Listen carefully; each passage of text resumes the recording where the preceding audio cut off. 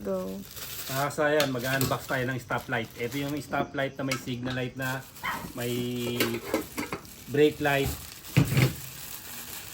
At syempre, yung stoplight yung pinaka-main dito. Unboxing, testing, color coding.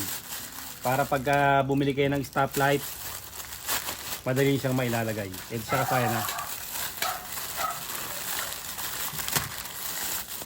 Ayan yung stoplight natin. Oh. Unboxing, testing, color coding. Para mas madali siyang masundan pag mag-wiring kayo nito.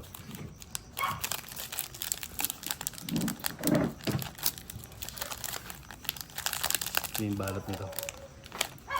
Di bukas yata to. Ayan.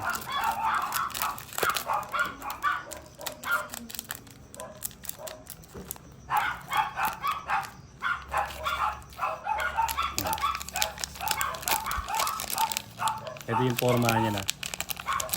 Tapos ilalagay natin yung mga color coding niya. Maganda yung lagay niya, safe na safe. Hindi mahihila yung wire kahit iba to pa. Madikit.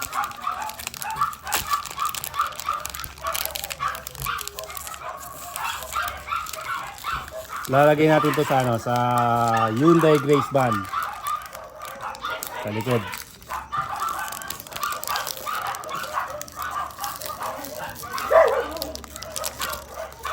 Madikit ha.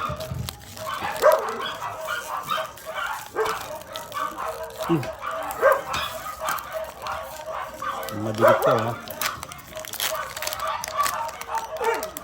Ingatan nyo lang kasi na mahila yung wire ha pag mag-ano kayo. May pandikit na to. Meron na siyang 3M. Sirahan nyo na lang pag ganito pag ilalagay nyo na. Ito kasi hindi pa natin lalagay kasi inikata natin yung balot eh. Kapag lalagay nyo na, sirahan nyo na agad para mas madali siya makuha. Ingatan nyo lang yung wire na mahata ha. Ito yung pinaka mga hinang yan. Nakaano naman siya. Waterproof. Ito yung mga kulay niya. Meron tong 1, 2, 3, 4, 5. Ang hahanapin lang natin dyan yung negative. Pag nahanap natin yung negative, hahanap na natin yung signal light, left and right, park light, brake light. Yung brake light, yun yung stop light. Siya sign ha. Itatry natin negative yung kulay black. Ididikit natin to sa negative ha, yung black ha.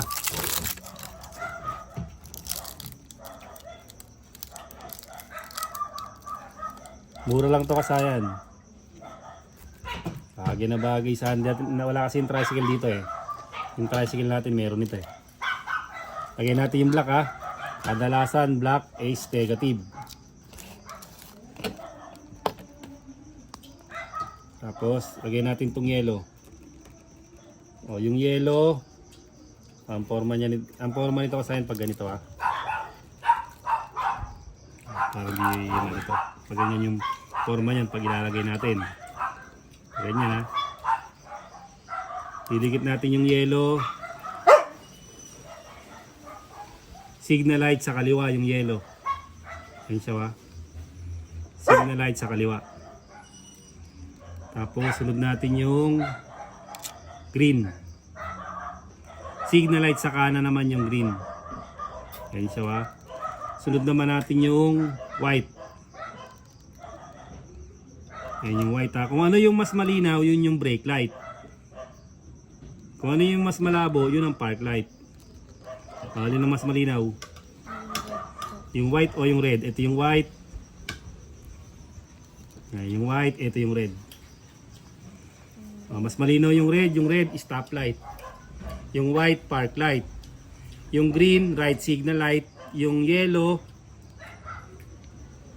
left signal light. Ililista lang natin kasayan muna. Babalik tayo. Ito na kasayan na yung color coding niya ng ating stoplight. Ayan na yung color coding natin ha. Yellow, left signal light. Green, right signal light. White, park light. Red, brake light. Tapos yung black natin, ground or negative. Para sa magkakabit nito, yun lang yung ating color coding. Tapos kasahin, ito, ikakabit ko sa van, ang ilalagay ko lang dito ay black lang tsaka tsaka red. Kasi ang lalagay lang natin, stop din natin isasama yon. Para pag nag-brake tayo, ilalagay natin sa brake light ng van. Stop lang yung natin, sa taas ng pinaka ng van. Doon natin siya ilalagay. Tapos kasahin yung store na pinagbilan natin pag nagustuhan nyo. Wala tayong link ng mga ganyan. Kung saan lang mura, doon lang tayo bumibili.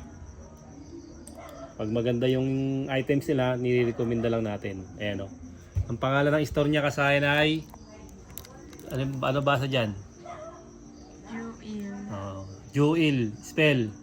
Jueeyl. Ayan niya kasahin store, Lazada tayo bumili. More or less 200 lang siya.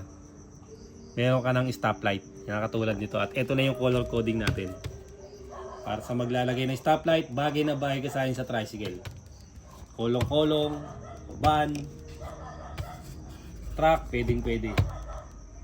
Basta 12 volts lang kasayan, depende sa 24 volts. Hanggang dito lang mga kasayan. Salamat sa panonood.